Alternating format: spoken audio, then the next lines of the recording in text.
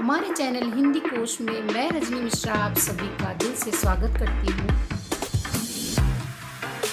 आज मैं आप लोग को 8th और 9th में काम आने वाला वाक्य बताऊंगी।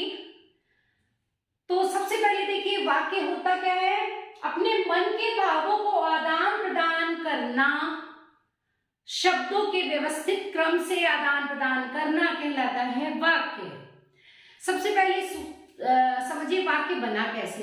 भाषा की सबसे छोटी इकाई है वर्ण, और वर्ण से बना शब्द और शब्द से बना वाक्य। ठीक है। सार्थक शब्दों का व्यवस्थित समूह ही वाक्य कहलाता है। ठीक है। निरर्थक शब्द या अव्यवस्थित शब्द से वाक्य नहीं बनता है। जैसे गाय दूध देती है, तो यहां पर गाय दूध देती है, तो गाय दूध देती है, ये सारे सार्थक शब्द हैं। या नौकर काम करता है, नौकरानी काम करता है, ये गलत हो जाएगा। तो ये भी। अब देखिए वाक्य के अंग कितने होते हैं। वाक्य के अंग होते हैं दो, विधेय और उद्देश्य, या उद्देश्य और विधेय, उल्टा ऐसे भी लिख सकते हो। उद्देश्य और विधेय। तो उद्देश्य किसे कहते हैं। वाक्य में जिसके बारे में कुछ कहा जाता है वह उद्देश्य कहलाता है, और उद्देश्य के बारे में कुछ कहा जाए वो विधेय कहलाता है। ठीक है। जैसे गीता पुस्तक पढ़ती है, तो यहाँ गीता क्या है, गीता उद्देश्य है। माँ खाना बनाती है, तो माँ यहाँ क्या है, उद्देश्य है। ठीक है। अब आते हैं विधेय में, यानी कि प्रेडिकेट। वाक्य में उद्देश्य यानी कि कर्ता के बारे में कुछ कहा जाए वह कहलाता है विधेय। जैसे गीता पुस्तक पढ़ती है, तो गीता क्या है, गीता है उद्देश्य, और पुस्तक पढ़ती है ये है विधेय। इसी तरीके से माँ हो गया उद्देश्य, और खाना बनाती है हो गया विधेय। सेम सेंटेंस मैंने नीचे भी ले लिया है। ठीक है। अब देखिए कर्ता और उसके विस्तार को छोड़कर शेष सारी चीजें विधेय के अंदर आती है। कर्ता और उसके विस्तार को छोड़कर, यानी कि एक कर्ता हो या दो तीन लोग हो, वो छोड़कर सारी चीजें विधेय में आएंगी। कैसे।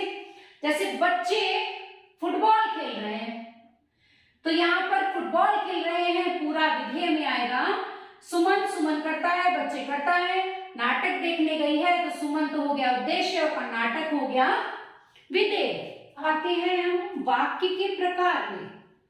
तो वाक्य के प्रकार होते हैं दो, अर्थ की दृष्टि से और रचना की दृष्टि से। ठीक है। अर्थ की दृष्टि से आते हैं क्लास 9th में, 8th में, और रचना की दृष्टि से आते हैं क्लास 10th में, जो कि क्लास 10th की वीडियो में पहले ही बना चुकी हूँ। आज मैं 8th और 9th के लिए बता रही हूँ। तो जिसे रचना के आधार पर भी पढ़ना है तो वो क्लास 10th की वीडियो में वो मिल जाएगा आपको, वो देख लीजिएगा। तो अब हम आते हैं अर्थ के आधार पर, चूंकि मैं बता रही हूं तो इनके भेद पर आते हैं। कौन कौन से भेद है। विधानवाचक, निषेधवाचक, आज्ञावाचक, इच्छावाचक, प्रश्नवाचक, संदेहवाचक और संकेतवाचक। और रचना के आधार पर सरल, संयुक्त और मिश्रित 3 होते हैं। ठीक है। 1 2 3। और अर्थ के आधार पर होते हैं 8। तो सबसे पहले मैं आऊंगी विधानवाचक में। जिन वाक्यों से किसी बात या कार्य के करने या होने का सामान्य बात कही जा रही हो, जिन वाक्यों में किसी कार्य को करने या होने की सामान्य बात कही जा रही हो वो होता है विधानवाचक। या कार्य करने का अस्तित्व पता चल रहा हो, किस तरीके से वह कार्य किया गया है, वो होता है विधानवाचक। विधानवाचक का उदाहरण देख लीजिए। जैसे मालती बहुत बीमार है। क्या है, मालती बहुत बीमार है। ठीक है। या भारत एक देश है, इसमें सारे साधारण वाक्य आएंगे। या सूर्य गर्मी देता है, या घोड़ा तेज दौड़ता है। ठीक है, ये तो मैंने बता दिया। अब हम आते हैं इसके दूसरे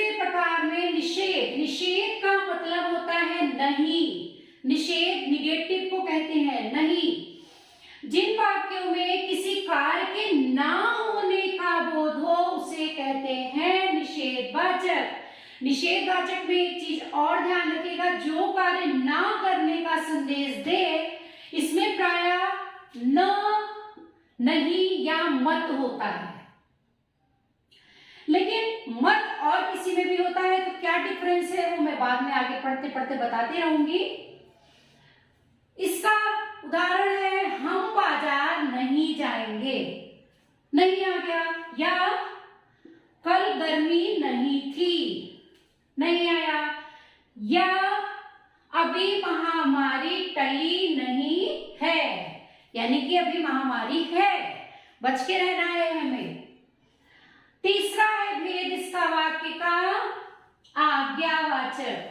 तो आज्ञा में आप समझ ही गए होंगे, ऑर्डर।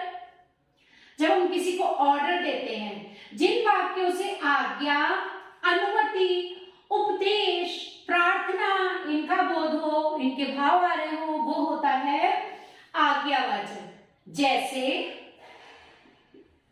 चुप हो जाओ, आज्ञा है। अंदर आओ, आज्ञा है। दरवाजा बंद कर दो, या बैठ जाओ, या मेरे लिए पानी लाओ, या खीर बोलो, ये सारे आज्ञावाचक है। एग्जाम में पहचानने के लिए भी होता है, वो मैं एक्सरसाइज भी बाद में कराऊंगी। चौथा आता है प्रश्नवाचक। जिन वाक्यों से किसी प्रकार का प्रश्न पूछने का बोध हो या प्रश्नवाचक चिन्ह लगे, कैसे ये चिन्ह होता है, प्रश्न सूचक चिन्ह हो, ये भी पहचान होती है इसकी। कैसा चिन्ह, ये जैसे कल कौन आया था, क्वेश्चन है, कौन, चिन्ह भी लगा हुआ है। या आप क्या कर रहे हैं, ये भी क्वेश्चन है। क्या आप कल आएंगे, प्रश्न है, ये भी तो प्रश्नवाचक में आएगा।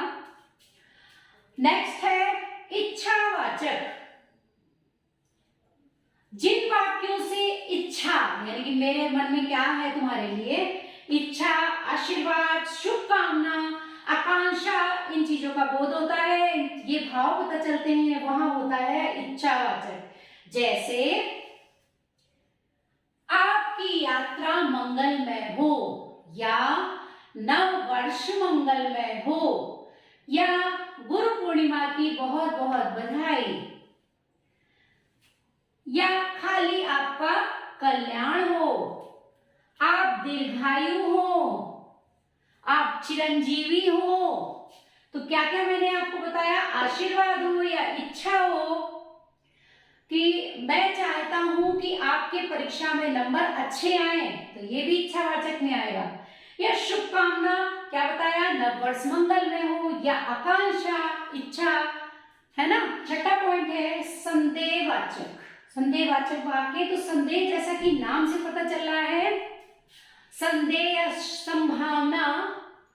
जिन वाक्यों से संदेह, संभावना प्रकट हो कि ऐसा होगा या नहीं होगा, तो वो होता है संदेहवाचक। जैसे शायद कल वर्षा हो, मतलब संभवतः वर्षा हो भी सकती है और नहीं भी हो सकती है।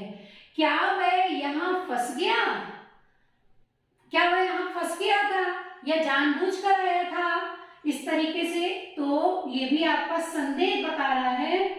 संभवतः वह कल आएगा, पक्का नहीं है, शायद मैं कल ना पढ़ाऊं, तो ये होते हैं संदेहवाचक। नेक्स्ट है संकेतवाचक। जिन वाक्यों में एक बात या काम का होना दूसरी बात या काम पर निर्भर हो, एक बात दूसरी बात से निर्भर हो, वो होता है संकेतवाचक। जहां संकेत का बोध हो या शर्त का बोध हो, जैसे अगर वर्षा हुई तो आ जाऊंगी, अगर वर्षा नहीं हुई तो आ जाऊंगी, हो गई तो पता नहीं, है ना, संकेत है, वर्षा से संबंधित है, वर्षा हुई तो, नहीं हुई तो आ जाऊंगी। यदि परिश्रम करते तो सफल होते, ठीक है। अगर अच्छी वर्षा होगी तो फसल भी अच्छी होगी, ठीक है। तो जहां पर एक दूसरे से संबंधित हो वाक्य, वो होता है संकेतवाचक। अगला है विस्मयादिबोधक।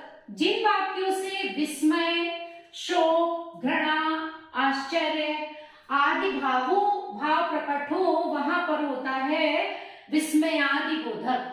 ठीक है, जैसे हाय मैं लुट गया, है ना, वाह क्या बात है, बल्ले बल्ले मैं जीत गया, या ओह कितनी ठंड है, छी कितनी गंदगी है, या कितना गंदा है। तो विस्मयादिबोधक में तो ये चिन्ह होगा, आपको पता ही चल जाएगा। प्रश्नवाचक में क्वेश्चन मार्क होगा। तो मुझे उम्मीद है कि आप लोगों को अच्छे से समझ में आ गया होगा, और अगर फिर भी कोई डाउट हो तो आप कमेंट्स बॉक्स में लिखकर पूछ सकते हैं। अगली वीडियो आपकी इसी पर आधारित कुछ एग्जाम्पल्स होंगे, तो वो होगी, उसके बाद आपकी संधि होगी। तो बने रहिएगा हमारे साथ वीडियो में। अगर हमारी वीडियो थोड़ी सी भी अच्छी लग रही हो तो ज्यादा से ज्यादा शेयर करिएगा, और अगर आप हमारे चैनल में नए हैं तो चैनल सब्सक्राइब करिएगा और ज्यादा से ज्यादा लोगों को बताइएगा। Thank you.